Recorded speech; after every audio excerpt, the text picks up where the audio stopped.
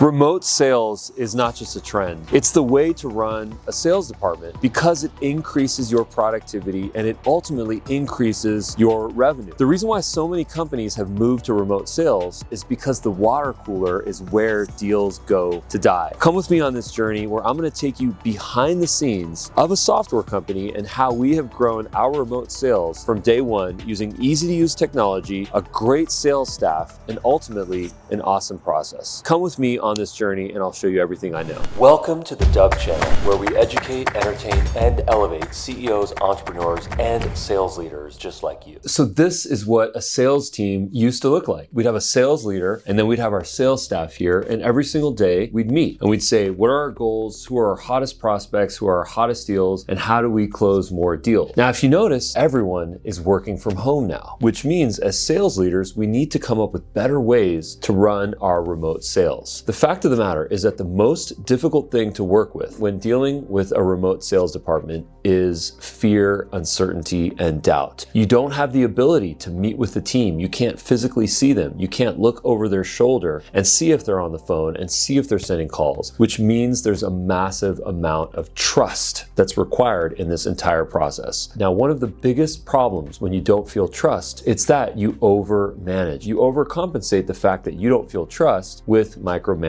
And the problem with micromanagement is that it can ultimately destroy the morale, and that's the last thing that you want. You want your team to feel trusted, empowered, and fully resourced to be able to do what they do best, which is to sell.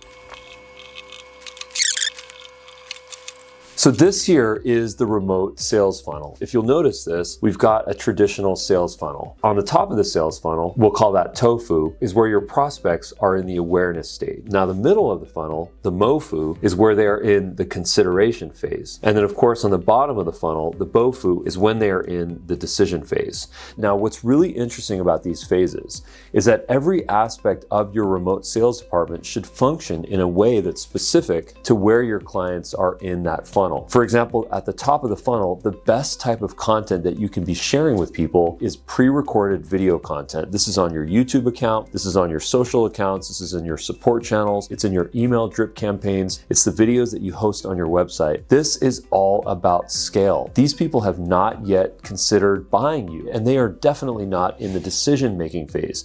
At this point, they're just looking to get educated, which means you have the ability to empower your remote sales team to create original content, to educate people so that they can self-consume content without taking up your valuable resources. The last thing you want to do, unless you have a really high ticket item, is to allow someone to book a time with you when you haven't even qualified them. The original content that you put out there, it's going to allow you to attract yourself to your ideal client profile so that if they are a viable prospect for you, you are going to get your remote sales team to actually engage with them.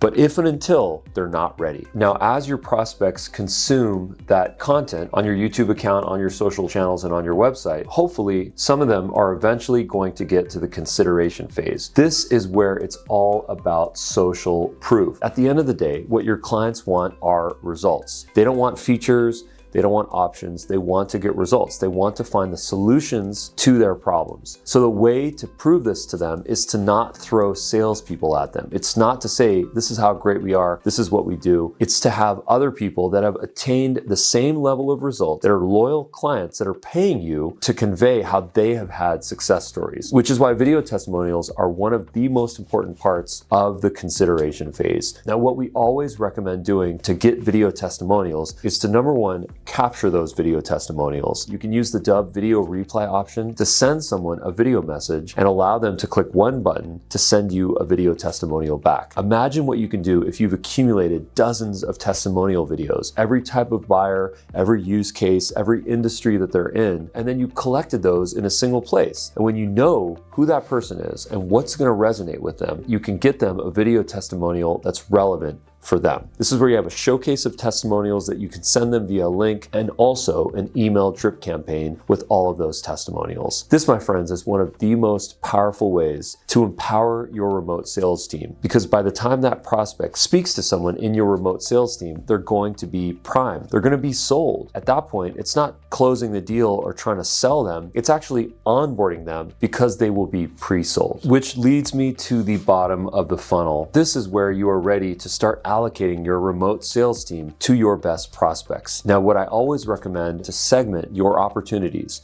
those bottom of funnel prospects, is to figure out who are the most likely to buy and which of them are the largest deal size. And according to that, you can allocate your best salespeople to those deals. This stage, it's all about the results. At the bottom of the funnel, we want to show people what we can do for them and how we can change their world. And if your sales team is empowered with case studies and specific data on what you can do for them, your close is going to be dramatically easier. Now let's get into the technology. One of the first things that I always recommend to nurture and to ultimately close any leads that come into your business is to have a central communication tool. In our case, we use Slack. Now, whether you're a small team or a Fortune 500 company, you have to use a tool. I recommend that you use a tool like Slack or Microsoft Teams. In this case, you'll notice every single lead that comes into our business has a specific feed. And every time our team sees this, they add a specific emoji, which means that they've qualified the lead, they've called them, they've sent them the relevant contact, and they've booked a sales demo. And in fact, members of our sales team actually puts their contact information here and when the meeting is booked. Now, this is just the beginning on how to manage your remote sales team. With this model, we as a company have been able to build a remote sales team all over the country and eventually the world. And it doesn't matter that we're not in the same location. With this method, we're all connected. We have accountability and we have action items. And those action items with consistency results in sales. Here's another thing that I always recommend, which is sort of like Sales 101, but it's an important reminder. Make sure that you use a deals Kanban board.